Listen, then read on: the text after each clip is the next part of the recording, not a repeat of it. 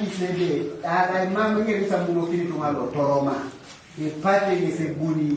I think it's a Kirabu Kere. I could tell more Papa to repeat in English because he's now standing well. The other time was short and dark.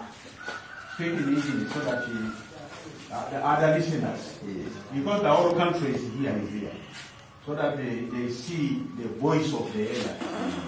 And they'll put it in English if it's possible. The words you say, just repeat. Then we share, we just put our hands